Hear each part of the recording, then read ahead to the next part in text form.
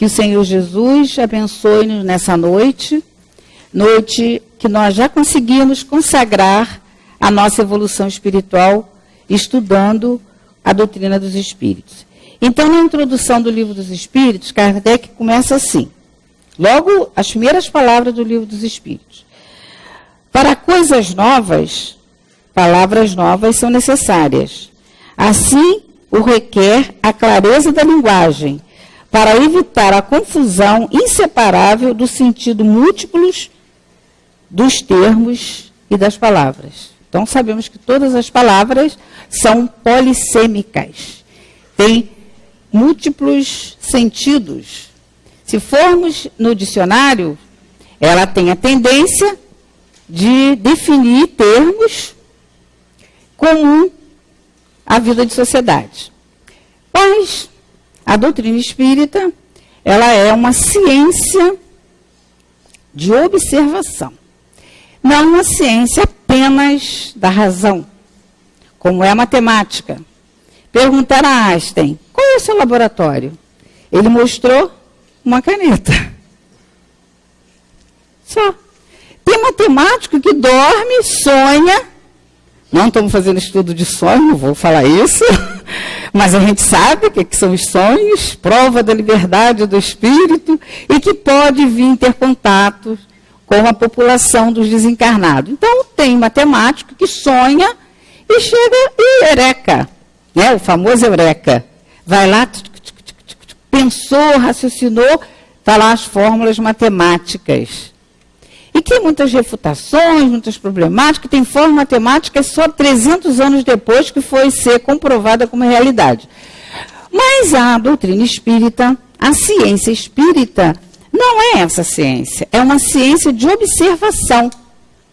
É uma ciência que precisa pensar, mas não basta pensar, não basta elaborar ideias para daí formar um sistema. Kardec não formou um sistema filosófico. Ele construiu uma ciência da observação, junto com quem? Qual era os elementos? Quais são os elementos dessa ciência de observação? A experiência, neste caso, para fazer essas observações, é a mediunidade. E os elementos? Os médios. Quem mais? Os espíritos. E no século XIX, isso não era muito comum. Não era comum, não era uma prática, para a gente entender a importância desse espírito Kardec, hein? Ele foi reformador, propulsor do avanço da humanidade. Então, não existia, não era prática comum essa ciência de observação. Agora não, agora tem a ciência de observação da química, da física, observa-se, depois tira uma filosofia dessa observação. Mas isso foi inaugurado por Kardec no século XIX. Observou o quê? O que foi observado? As mesas. Né? O seu amigo, companheiro, estudioso junto com ele do magnetismo, da ciência magnética, que ainda não era uma ciência. Então, ele sabia que já existiam as possibilidades de uma força eletromagnética atuar nos objetos. Então, ele foi convidado para ver mesas falando. Aí ele refletiu logo, só se tiver músculos e nervos, para pensar e para sentir. Foi lá, primeiro observou, tirou conclusões próprias, não. Fez o quê? Um laboratório. Observação. Então, ele começou a observar que os comunicantes, que eram os espíritos, tinham uma inteligência por trás, não apenas se comunicavam, mas tinham uma inteligência, pensavam, refletiam e traziam ideias completamente contrárias ao que ele pensava e que outras pessoas ali também pensavam, porque Kardec também já conhecia o processo da telepatia, não com esse nome. Então, ele começou a observar que não era nem fruto do pensamento, por sugestão do público. Ideias próprias. Então, assim é a nossa é a ciência espírita, é a filosofia espírita. Que temos, qual é o objetivo de hoje? Refletir sobre isso, refletir que é uma doutrina que a gente pode confiar, que pode se estudar com profundidade. Começa a se estudar um ano, a gente acha que sabe. No outro ano, você aprofunda um pouquinho, você já viu que não entendeu. Ou que entendeu, amplia mais. Dali mais um ano, vai estudar, você tem mais coisas para aprofundar. E assim por diante. Diferente das filosofias de sistemas. Não sei se vocês já ouviram falar, lógico que já ouviram, aquela questão do martelo de Nietzsche. Quando Nietzsche criou a teoria do martelo, que seria o quê? O martelo de Nietzsche seria: todos os sistemas filosóficos são possíveis de serem quebrados. Não a ciência espírita e a filosofia espírita. Por quê? Porque Kardec não criou um sistema filosófico.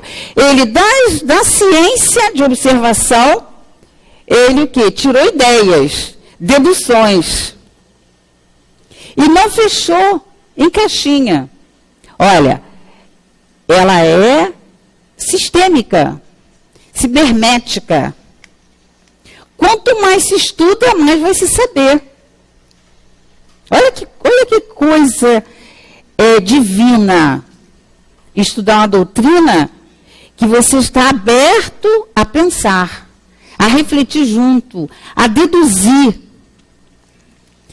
E ele traz essa beleza de doutrina, que é uma doutrina dinâmica, para que nós possamos, no laboratório, continuamos em laboratório, continuamos com as comunicações com os espíritos, para quê? Para que nós possamos cada vez ir tirando deduções. Então, hoje nós temos do espírito Hahnemann uma lição belíssima que é sobre a cólera.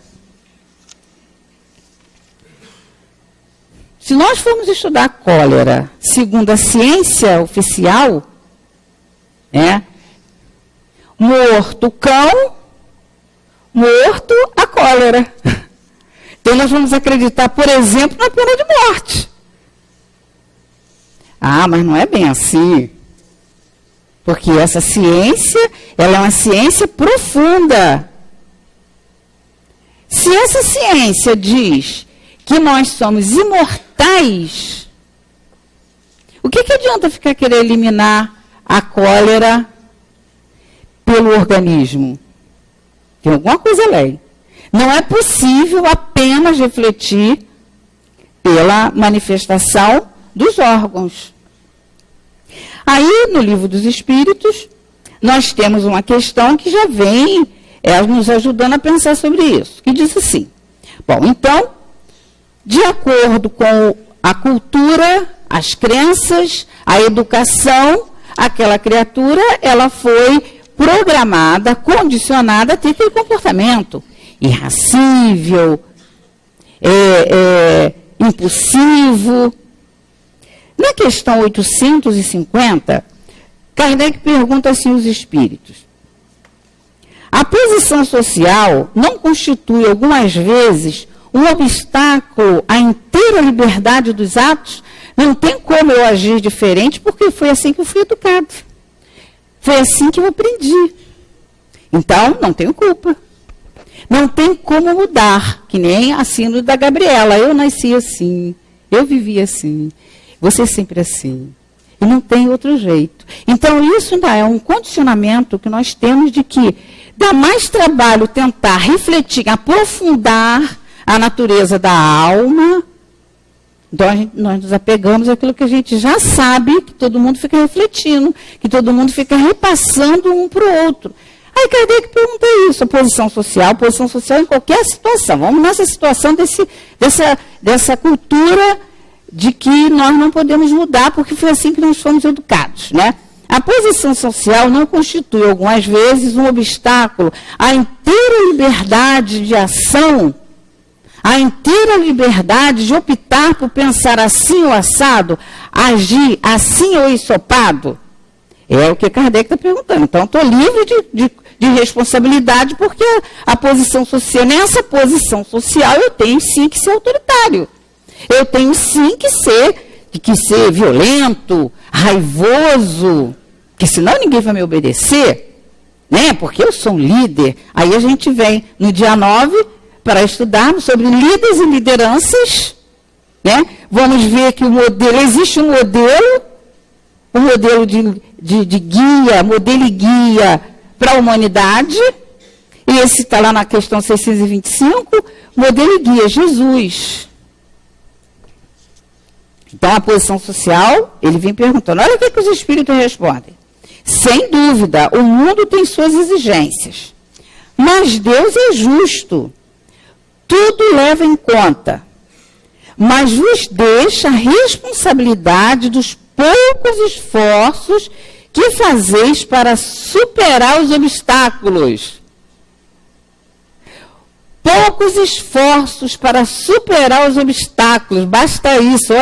Olha que coisa profunda. Olha que coisa profunda, mas tem uma mensagem. Os esforços que cabe a nós, esse percentual de responsabilidade, tirando que a sociedade nos incute, o percentual de responsabilidade são pequenos esforços. Aí a gente vai na 907. 907 é sobre as paixões. Né? Não, eu sou essa pessoa assim, que tem esse temperamento, porque eu sou de Virgem, eu sou de Escorpião, eu sou de Libra. Então, é culpa dos astros. É sempre culpa do exterior. Né? Nunca, desses pequenos esforços, Deus é justo. Ele leva em conta, olha o que ele está falando, ele leva em conta pequenos esforços que cabe a nós para superarmos as injunções do mundo, as vicissitudes do planeta natural, vicissitudes naturais, está lá no Evangelho, aqui no capítulo 3, item 13, nós estamos encarnados num planeta de provas e expiações que tem as suas vicissitudes, tem as suas características. Na 115, ele diz, os espíritos encarnados nesse planeta, quanto mais sofrem, quanto mais insubmissos são as leis divinas. Insubmissos é o que gera os nossos sofrimentos. Então não tem inveja, é um outro discurso, é uma outra filosofia. Aonde Kardec que pensou isso? Também, que também tem a ver com pensar. É fruto de pensar com apoio da experiência, porque as perguntas foi Kardec que fez. E para fazer perguntas não é fácil não. Às vezes para dar resposta que a gente dá de qualquer jeito, né? O falso sábio, né? Que a gente acha que pode responder tudo o tempo todo de qualquer forma. Que foi o grande engano, e é o grande engano das filosofias do mundo. Que é os sistemas filosóficos, que acham que tudo sabe, tudo pode responder, como se fossem deuses. Deuses. A doutrina não. Foi lá, é fruto de pensar com o apoio das experiências. Então, o apoio das experiências foi no contato dos espíritos, que enquanto espírito você está em estado de individualidade, de consciência, enquanto encarnado é personalidade, muita coisa é abafada, muitas das nossas possibilidades, muitos dos nossos conhecimentos, para poder reencarnar, está Kardec trazendo para a gente lá em Obras Póstumas, a morte espiritual. A morte espiritual é quando você vai nascer. Por quê? Porque aquelas potencialidades que já são conquista, mas você não pode ficar, eu sou um matemático, a vida inteira reencarnando com aquilo, que bom, que zona de conforto, bom, né? Sabe tudo o tempo todo. Não, vamos lá saber lidar com o sentimento do outro. Ah, não, isso aí eu não sei, não consigo. Tá bom, então vamos reencarnar. E a área da matemática vem como? Abafada. Mas você, alma, não perde. Porém, na reencarnação, a matéria abafa determinadas potencialidades para desenvolver outras. Por isso que é chamada morte espiritual. Então, como Kardec soube disso? com isso aqui, ó, pensando com o apoio dos espíritos. Aí os espíritos começaram, nas comunicações, começaram a passar determinadas ideias, que virou uma quê? Filosofia de uma experiência. Tirou a ideia a partir de uma experiência. Então não é um sistema filosófico, é uma filosofia de uma ciência de observação. Eu espero não estar enrolando. Mas isso nós precisamos entender, tá? O que é a nossa filosofia, tá, gente? Por que Kardec não falou que a doutrina espírita é religião? Por causa da ideia de que as palavras são polissêmicas. Se você for no dicionário, o que é religião? É uma doutrina que tem sacerdotes, que tem cultos exteriores, que tem isso, que tem aquilo. Epa, então não é a doutrina espírita, porque a doutrina espírita... mas a gente pode dizer, sim, lá na Revista Espírita, 1863, em março, Kardec vinha falando, pode sim dizer que a doutrina espírita é uma religião. Pela filosofia, pela ideia de religião de forma filosófica. De forma filosófica, a ideia de religião é religar a Deus, bondade, caridade, benevolência. Aí sim. Aí já é uma outra história. Olha o aprofundamento.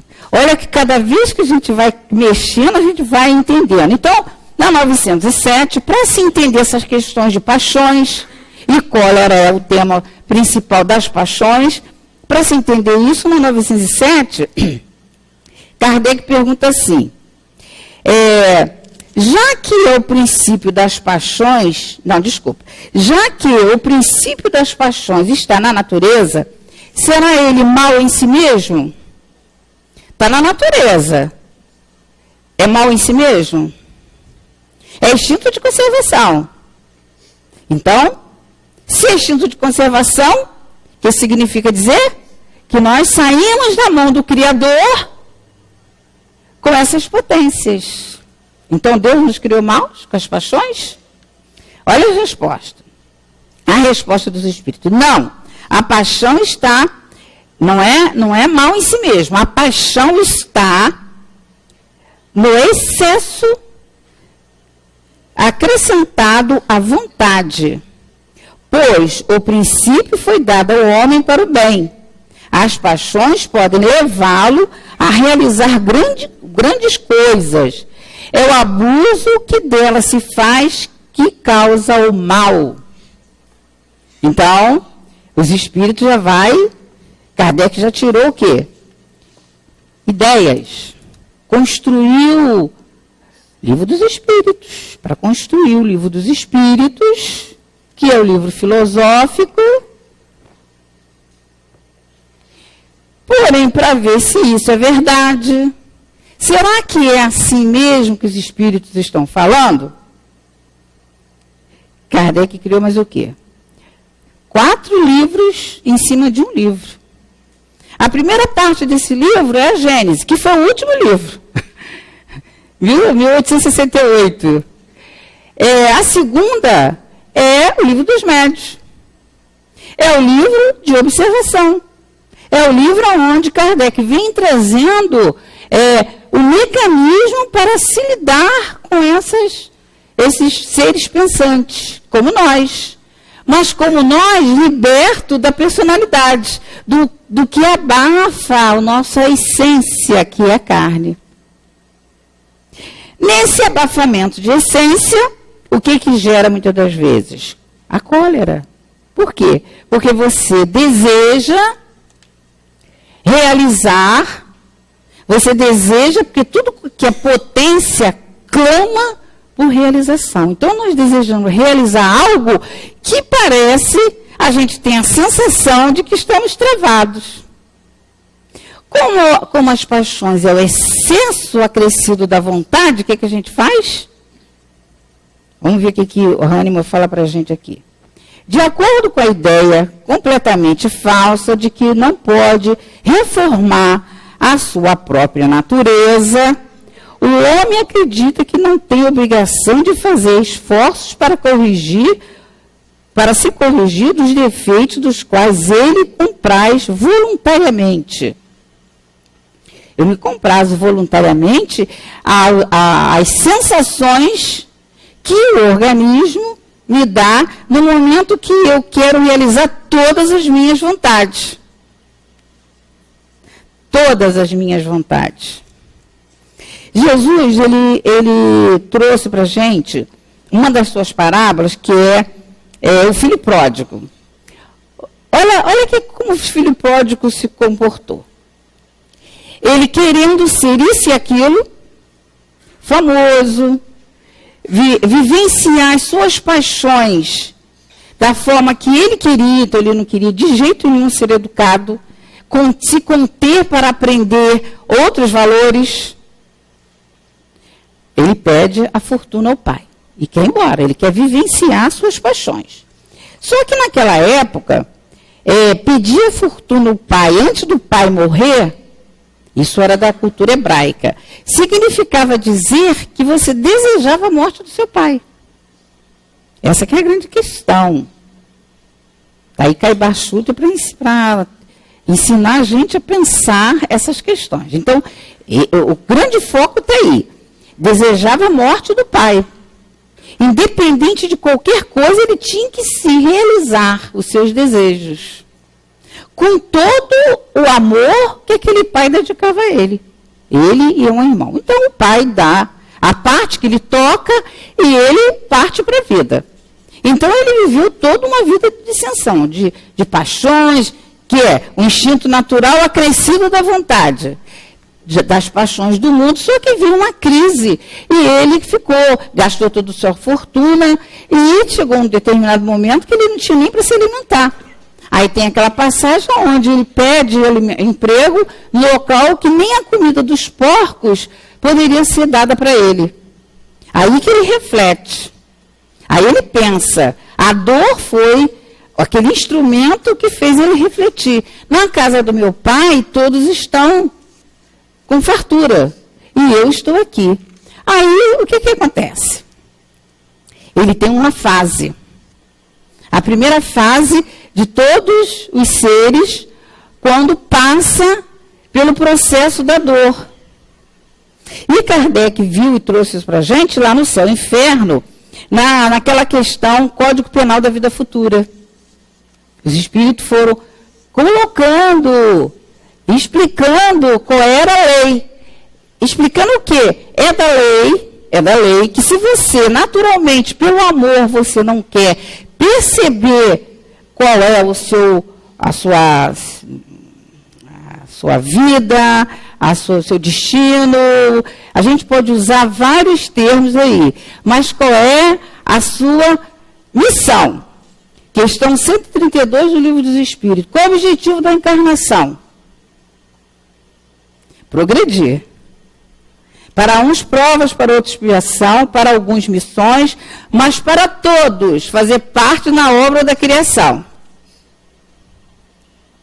Se a gente não entende isso, o objetivo da nossa encarnação, o que acontece? A gente se deixa levar pelas paixões, pelo exagero da vontade, que é natural, mas no exagero fora do justo limite, ela gera o quê? Interesse pessoal, raiva, a cólera. Fora do justo limite, ela gera a cólera. Aí, a gente vai voltar para o filho pródigo. Lá no Código Penal da Vida Futura, os espíritos passaram para Kardec o seguinte: quando o espírito está fora do justo limite, ele sai, ele gera a dor, porque o piloto automático puxa a gente para progredir. Reencarnou, tem que progredir. É sempre para fazer melhor do que nós fizemos. O piloto automático das leis divinas puxa a gente para cumprir a lei divina, progredir. Provas ou expiações, não importa, é para progredir. Quando eu, por vontade própria, por causa do livre-arbítrio, eu saio do atendimento à lei, eu sou insubmisso às leis divinas, eu faço um ângulo, eu saio do meu curso. Quando eu faço esse ângulo, o que eu gero? A dor. Aí é preciso um outro ato, né? Causas e efeitos, para que eu volte para o piloto automático da lei divina. Então, para voltar, os espíritos passaram para Kardec, lá no Código Penal da Vida Futura, do Céu e Inferno, o item 12, dizendo o seguinte, tem alguns procedimentos. Primeiro, para acontecer o retorno do homem, do Filho de Deus, para a felicidade. Bem-aventurados que sofrem, porque serão consolados. Bem-aventurado é feliz aquele que está sofrendo. Se você for no dicionário, sofrimento não é o mesmo que da filosofia espírita. Da filosofia espírita, que é o mesmo da filosofia cristã. Feliz o que sofre. Porque é esse sofrimento que vai puxar a gente para a felicidade. O que é preciso? Primeiro, se arrepender. Reconhecer aonde é que eu estou no exagero da minha vontade. Aonde eu estou fazendo traços que vão ter consequências. O filho pródigo, ele usou o livre-arbítrio dele, ele exagerou a vontade dele para viver uma vida dissoluta. Depois veio a dor e trouxe ele de retorno ao pai. Vou voltar para a casa do meu pai. Como que o pai o recebeu? Com alegria.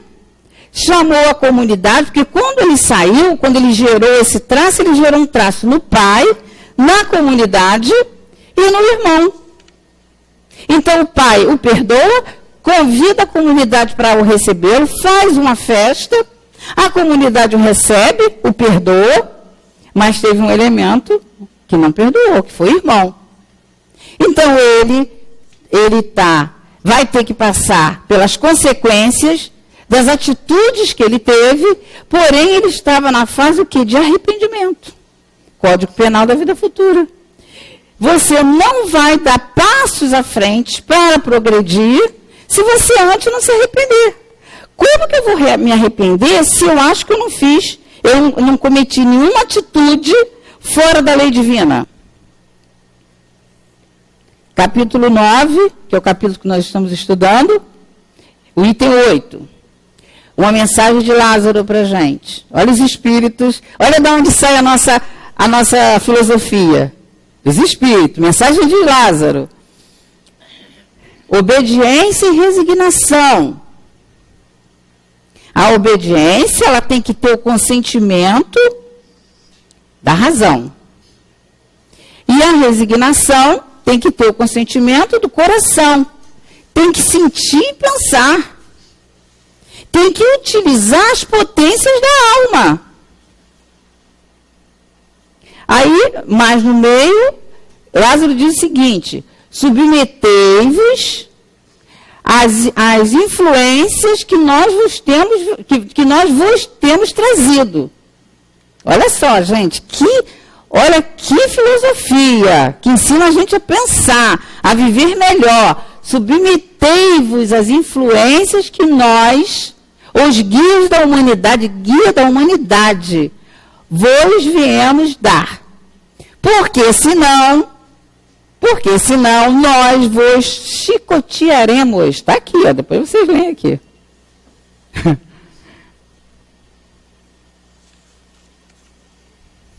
É para refletir, né? É para pensar todo dia. Se eu não me submeter, segundo o mundo, esse submeter pode ser negativo. Por isso que as palavras só polissêmicas a gente tem que entender dentro de um conjunto. De um conjunto de quê? De ideias. Então, as obras básicas são 23 livros. Mas as obras complementares. Não pode ficar onde? Na estante. É para a gente mexer e estar em contato com esses espíritos. Para que a gente possa ver qual é o objetivo da nossa vida. Refletir sobre a importância de sermos espíritas cristãos. Por que eu sou? Porque eu preciso progredir. O objetivo da minha encarnação é progredir.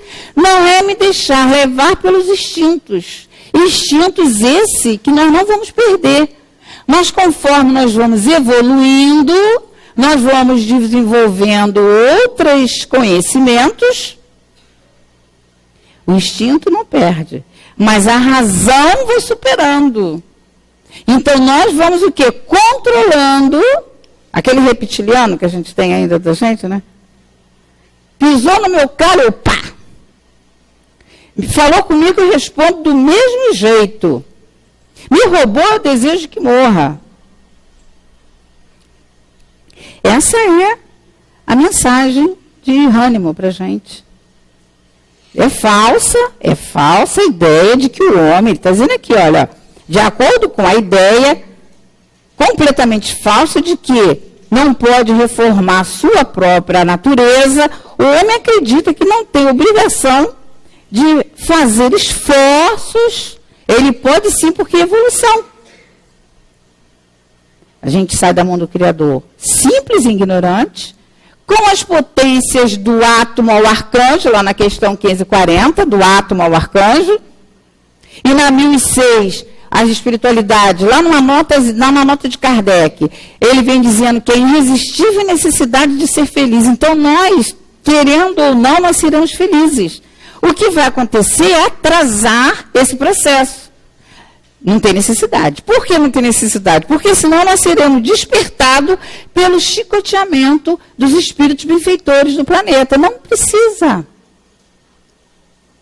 Só pensando, só usando o laboratório de observação e de aceitando as comunicações dos espíritos, já dá para a gente ver. Bom, já me arrependi. Mas esse arrependimento não é um arrependimento com lenço chorando, não. É um arrependimento de mudança de ponto de vista. Arrependimento não é só aquele falso arrependimento, que eu me arrependo hoje, daqui a pouco estou eu novamente xingando o outro. Estou eu novamente agindo como reptiliano, como homem da Idade Média. Que pegava o cavalo, saía pisando em todo mundo, qualquer coisa, usava a espada. Hoje em dia a gente usa outras coisas, mas a ação e o sentimento é o mesmo. Qual o cuidado que a gente tem que ter com isso? Por quê? Lionel, lá no livro Nos Domínios da Mediunidade, Silas, para dar uma lição, um aprendizado ao André Luiz, levou ele numa área umbralina onde tinha um ponto de socorro.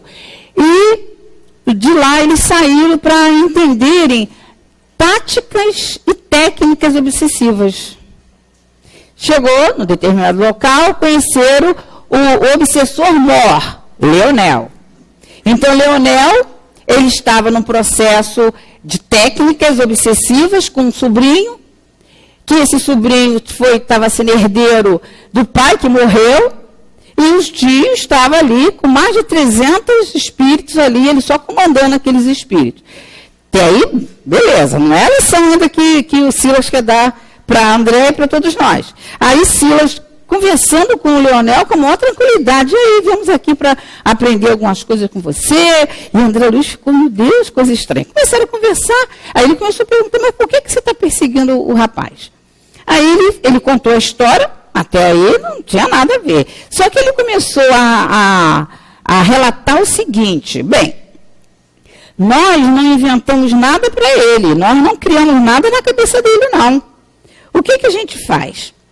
A gente observa qual é o tema central da vida dele, o tema básico da vida dele. Não é aquelas necessidades naturais, não, comer, dormir, algumas coisinhas, não. Mas é aquele tema que fica na cabeça dele o tempo inteiro. Então, foi observado que o rapaz, o tema central da vida dele era a ganância. A ganância. O tempo inteiro, ele só pensava em dinheiro. O tempo inteiro, ele prejudicou e vem relatando uma série de coisas. Então, a lição maior desses espíritos é justamente isso. É o cuidado que a gente tem que ter com o tema central da nossa vida. Quais são as coisas que a gente fica alimentando e acha que é normal. Normal por quê? Porque é o que o mundo alimenta. Por exemplo, a posse. Então, na posse a gente tem o quê? O materialismo, o apego, a avareza, o prestígios. Porque quem não tem o tema central, a posse, pode ter o prestígios, né?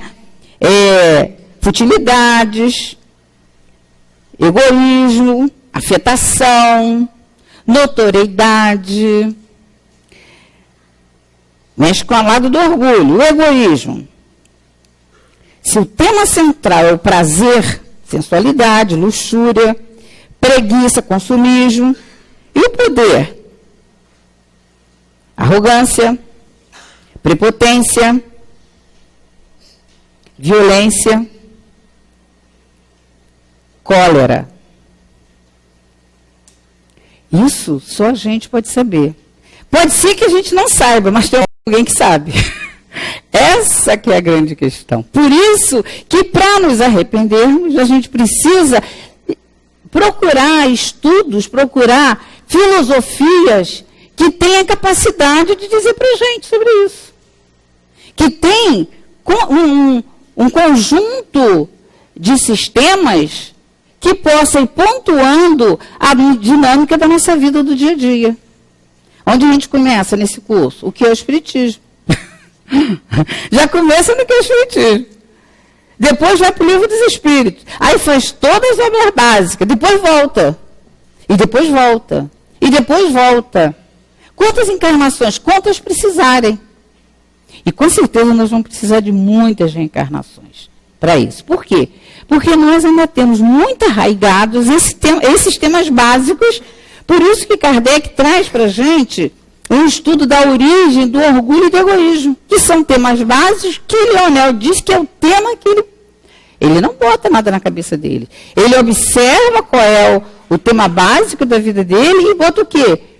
Bota fogo, estimula, sugestiona.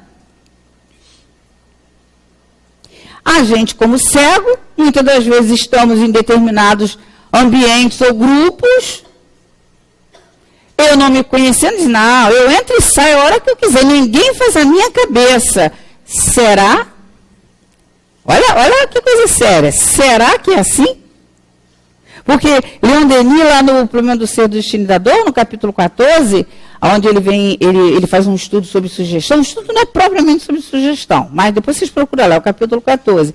Ele vem dizendo o seguinte: é muito rápido, um som, um perfume, a voz de uma pessoa pode fazer com que você dê mergulho no seu inconsciente e dali você se sugestiona por aquela situação. É mais simples e mais prático, tanto que é a técnica que os obsessores utilizam. Observa na gente. Daí eles pegam o quê? Segue ela. Vêem quais os momentos que ela não se contenta em não ser atendida em todos os seus desejos. O que ela faz? Ela deixa explodir a cólera, ela xinga. Não na frente dos outros, né? Socialmente não. Ela xinga, ela no trânsito, ela faz e acontece. Ela joga as coisas inanimadas fora, longe. Ela persegue alguém quando aquele alguém não está atendendo os seus desejos. Se alguém tem limite, Deus me livre dar limite para mim. Não sou criança. Aí começa o quê? Uma perseguição. Tudo isso, uma guerra surda. Ninguém vê. É justamente aí que os espíritos, diz Leonel, é isso que a gente faz, gente. É isso que a gente faz com ele. Por isso que ele quebra as brechas. Está lá no livro Aconteceu na Casa Espírita, justamente isso. Qual foi o sentimento que mais foi observado naquelas pessoas? Eles estavam querendo destruir uma casa espírita. Mas foi através de quem? Dos médios. Quais foram os sentimentos que mais foi observado e que abriram brecha para a perseguição? Pasmem vocês, a cólera. Era o tema básico da maioria dos médios. Uma na assistência fraterna, poxa, uma trabalhadora super organizada, dá até inveja de tanta organização, quando vem relatando ali o perfil dela. O marido fez lá uma questão com ela. Quanto você está ganhando? Quanto você ganha para trabalhar no centro? Bastou isso para ela já ficar com sentimento de culpa. Entrou em estado de cólera e largou o centro. A da cura ela já se sentia superior aos outros médios, os espíritos observaram qual era o tema básico, levaram uma senhora que era obsidiada por 3 espíritos, curvada, botou perto dela, ela deu o passe, a senhora, aqueles espíritos, tudo combinado com o responsável, o Júlio, os espíritos saíram dela e ela, estou curada, você é uma santa, você é maravilhosa. Ah, bastou isso para quê? Para o tema central, a vaidade, a notoriedade. Aí ela queria no centro ser a principal, botar nos jornais, chamar os repórteres ao centro. Não, não é bem assim. Saiu do centro. E aí, por diante. Então, primeiro passo é o arrependimento. Basta isso? Não. Primeiro, depois vem expiação, provas, tarefas. Tarefas de quê? O laboratório de você mesmo, para ver se você realmente, verdadeiramente está arrependido daquilo ali. Depois, a reparação. Então, o seu inferno, nesse particular, ele traz para a gente, ele mostrou, os espíritos vieram mostrando que é da lei, são leis naturais, divinas e naturais, que para aquele que segue, para aquele que se submete às leis, ele se arrepende, expia e depois ele repara. Tá? Então, quando o espírito Hahnemann está trazendo para a gente, mais lá embaixo, ele diz assim, desculpa, o corpo não dá impulso de cólera a quem a possui, assim como não dá outros vícios. O irmão do filho pródigo não tomou nenhuma atitude de paixão, porque às vezes a gente não toma determinadas atitudes, mas não significa dizer que essas paixões não estão ainda em germe em você. Assim que ele viu que o pai perdoou o irmão, como que ele se comportou? Com cólera. Não perdoou, não aceitou. Estava embutido ali. Estava esperando um momento propício para demonstrar ainda como ele estava. Qual era a situação, qual era o estágio evolutivo, predominância da matéria sobre o espírito. Os interesses, cálculo que ele imediatamente fez, da perda que ele ia ter, divisão que ele ia ter que ter, daquela companhia com o pai, em detrimento da convivência e da alegria do outro retornar. Então, Jesus trouxe essa parábola do filho pródigo justamente para essa vida de relação nossa. Será que eu posso apontar o dedo no outro, que ele fez assim, ele faz assado? Não sei. Será que o irmão do filho pródigo não estava se sentindo tão superior? Já tão equilibrado? Já tão feliz? Até o momento que foi colocado em prova.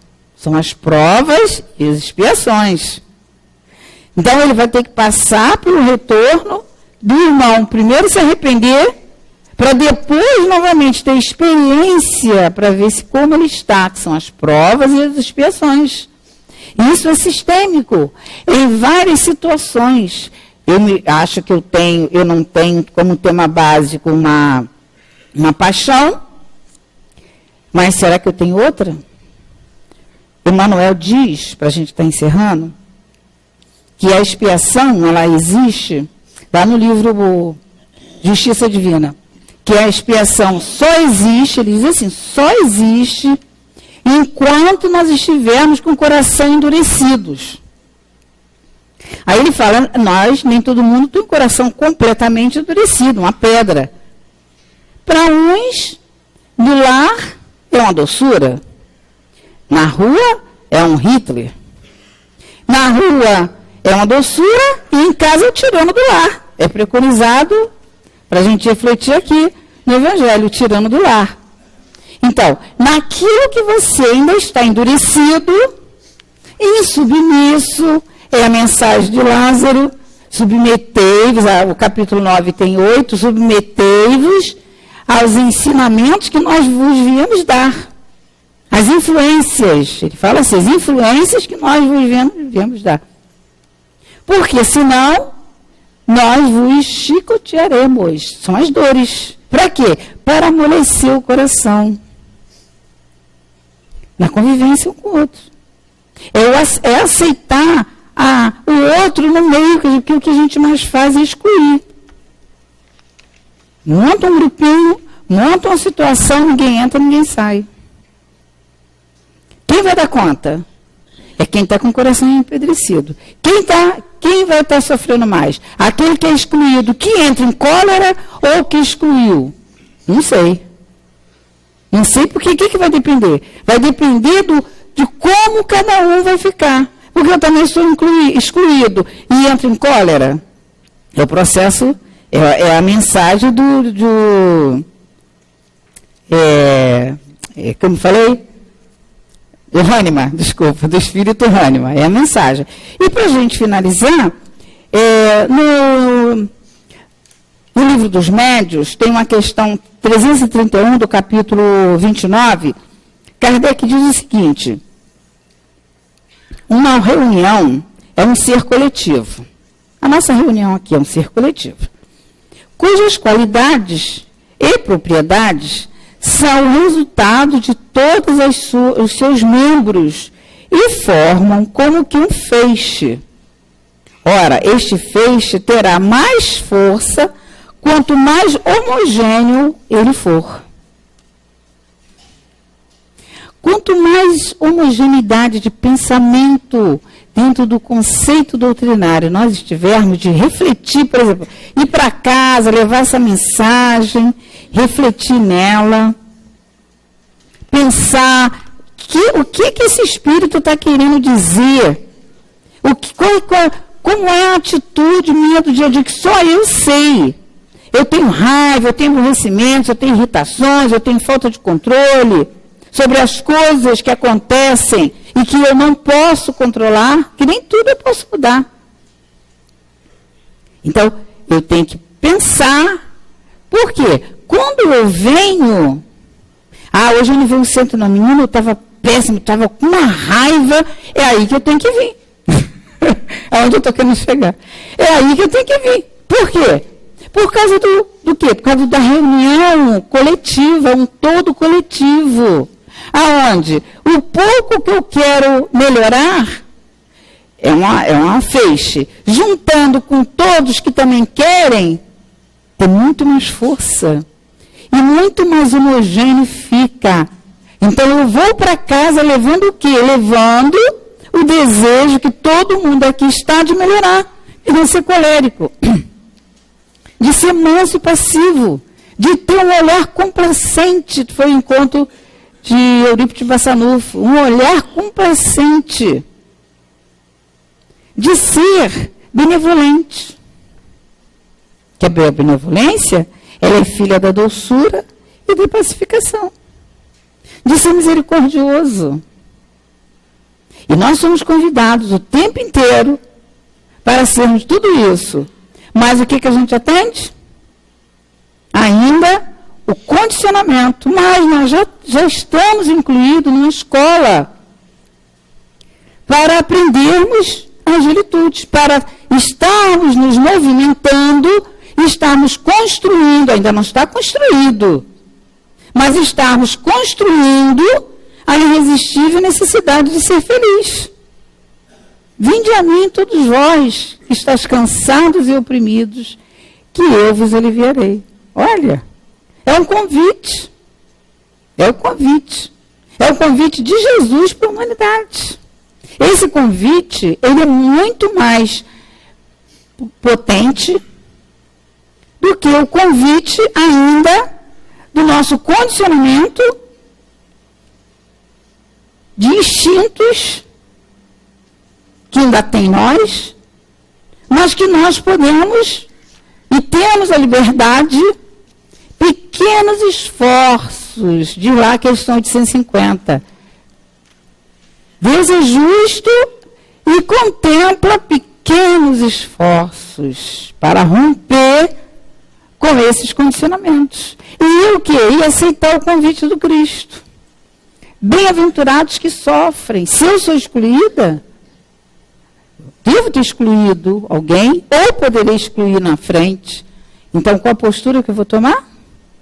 Benevolência, mansuetude, um olhar compassivo, como nos convida Eurípides Bassanufo, como no dia 9 vai ter o convite para entendermos a casa espírita, é quem nos acolhe. A gente precisa entender o que é a casa espírita. Esse convite é para todos. Porque todos nós somos beneficiários da casa espírita. Então, todos nós temos obrigação moral de virmos aqui estudar sobre a casa espírita, que vai falar sobre líderes e lideranças, que vai falar sobre a questão 625, guia e modelo da humanidade. Existe alguém? A resposta mais curta do Livro dos Espíritos: vedes Jesus. Então, vedes Jesus e até o dia 9 de junho. Muita paz para todos nós.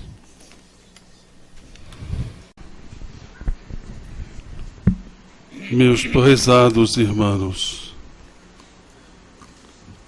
quão grandiosa é a doutrina de amor que Jesus nos traz constantemente para a vida de relação que existe de cada um de nós diante do mundo terreno. Todos somos espíritos imortais. Todos fomos criados por Deus simples e ignorante. E podemos assim, de modo singelo, simples mesmo, comparar o espírito imortal a um diamante bruto que, de início, não tem uma forma definida, escurecido, enegrecido, não tendo, portanto, luz própria. No entanto, a sua essência é um diamante. Através das reencarnações, pouco a pouco, vai se transformando, clareando, se tornando transparente, e à medida do tempo irá refletir a luz do Criador. Entretanto, este mesmo Criador deu para cada um espírito imortal, no processo de aprendizado, uma outra possibilidade de crescer, de desenvolver, de acelerar o seu progresso, essencial para a vida futura. O Evangelho de Jesus. Com este, as arestas, pouco a pouco, se transformam e este diamante cada vez mais se torna de pedra bruta, de uma fonte cristalina, irradiando luz própria para todo o ambiente que o cerca.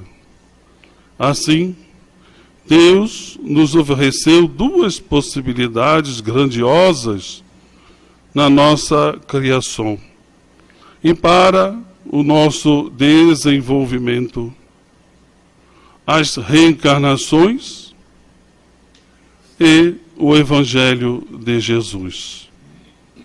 Por isso, devemos agradecer a este Deus, nosso Pai, essas possibilidades de podermos conhecer, trabalhar, nos envolver cada vez mais nos conhecimentos que nos tornam capazes de sentir, de refletir a luz, mas também de termos luz própria.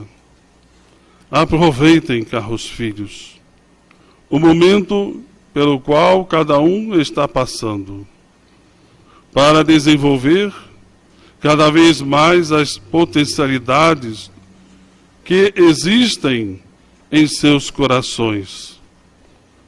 Tormentas, dificuldades, fazem parte do processo reencarnatório. Mas o Evangelho de Jesus nos traz o consolo, a fortaleza moral, as virtudes pelas quais este diamante irá cada vez mais emitir e irradiar a luz própria. Sejamos, pois, pacientes, sejamos trabalhadores, sejamos confiantes e dirigentes em vida atual de vocês, mas, sobretudo, tenhamos fé para justamente sabermos de que Deus oferece em torno de nossos caminhos, de nossos passos, de nosso futuro, o que há de melhor para desenvolver os melhores sentimentos que existem em cada um de nós. Um abraço do Herman. Que todos os esforços que estão a fazer, sejam eles agraciados, abençoados, fortalecidos com não só os resultados positivos, mas repletos de esperança, de alegria e de paz também. Muita paz para todos vocês.